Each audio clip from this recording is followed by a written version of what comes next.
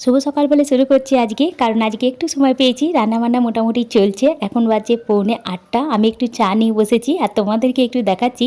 আজকে দেখো মঙ্গল আর বুধবার প্রচুর পরিমাণে জানো তো জবা ফুল দেয়। আর যেই বৃহস্পতিবার দিনটা আসবে, আমার মা লক্ষ্মী পূজার দিনটা আসবে, সেদিন গাছে একটাও ফুল পাবে না। সেদিনটাও তোমাদের দেখাবো, দেখবে আমি একটাও ফুল পাই না।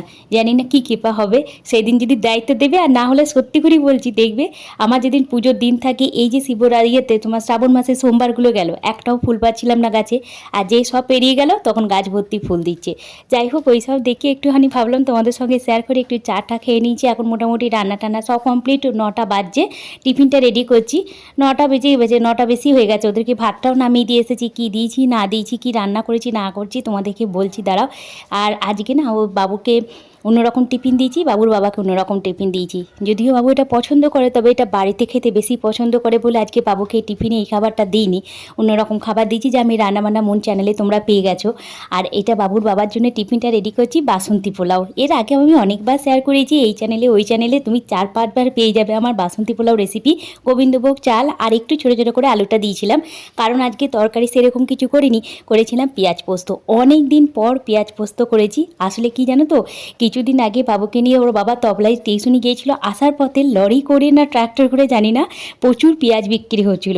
মানে 100 টাকায় তোমার 6 কেজি মতো পেঁয়াজ। হ্যাঁ, এইরকমই পেয়েছিল, আমার মনে পড়ছে না, যাক এইরকম পেয়েছিল, দিয়ে নিয়ে এসেছিল। তা ওরা পেঁয়াজ পোস্ত খেতে খুব ভালোবাসে দুজনাই, বাবাতে ছেলেতে দুজনে, আর আমিও পছন্দ করি। তা অনেক দিন পর পেঁয়াজ পোস্ত করলাম। তা ওদের ভাতের সঙ্গে দিয়েছি, ওর বাবাকে টিফিনও দিয়ে দিয়েছি পেঁয়াজ পোস্ত আর হচ্ছে বাসন্তী পোলাও। আর এই রেসিপি কিন্তু আমি শেয়ার করেছি, যদি তোমরা বলো পেঁয়াজ পোস্ত রেসিপিটা দিতে, তাহলে আমি একদিন দিয়ে দেবো। আর একটা করে ছোট্ট করে আপেল দিয়ে দিলাম। আর বাবুর টিফিনে কী দিয়েছি না দিয়েছি সব তো তোমাদের সঙ্গে শেয়ার করেছি। এখন মোটামুটি 9টা 25-26 এরকম বাজবে। এখন চলো ঝটপট করে ওদের সব টিফিন রেডি হয়ে গেছে, ওরা চলে যাবে। তারপর নিজের কাজকর্ম, খাওয়া দাওয়া এইসব করবো। একটু একটু গরম করছে, আর তারপরের মধ্যে না একটু মেঘও করছে, মনে হচ্ছে বেলার পর বৃষ্টি নেমে যাবে। যাই হোক, ওরা বেরিয়ে যাক, তারপর নিজের খাওয়া দাওয়া এইসবগুলো করবো। দেরি হয়ে গেছে, সেকেন্ড বাসটা মনে হয় ওকে দিতে হবে। 9টা 35-এ ওই দ্বিতীয় বাসটা আসে। প্রথম বাসটা মানে যেটা ওদের বাস, বাবুদের বাস, সেই বাসটা কিন্তু ওই 20-25-এর মধ্যেই চলে আসে, 25-26-এ চলে আসে। আর দ্বিতীয় বাসটা 35-এ আসে।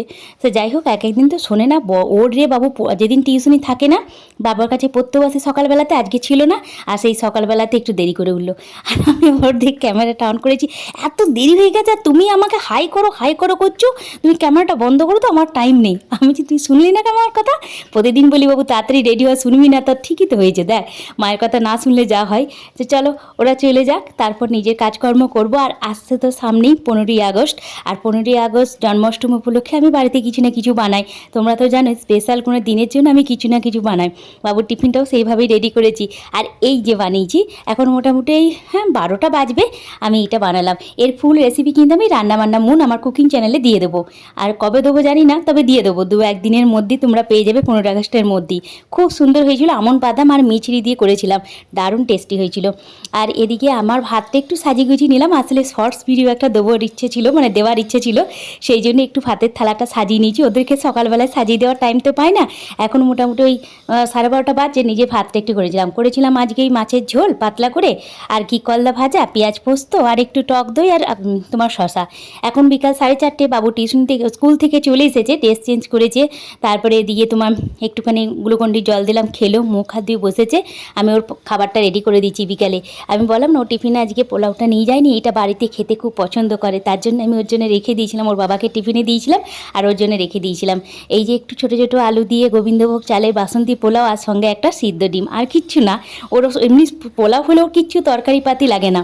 রুটি কিংবা নান কিংবা হচ্ছে এইসব হলে, লুচি হলে একটু তরকারি লাগে, কিন্তু পোলাও টোলাই লাগে না। এখন সন্ধে বিকাল 5:30 পৌনে 6টা বাজবে। ওর বাবা স্কুল থেকে চলে এসেছে, একটু দুজনাতেই মুড়িটা নিচে বাবুর দিকে পড়তে বসেছে। আর আমি আর ওর বাবাই দেখাচ্ছে ওকে, বাবুর বাবাই দেখাচ্ছে বাবুকে।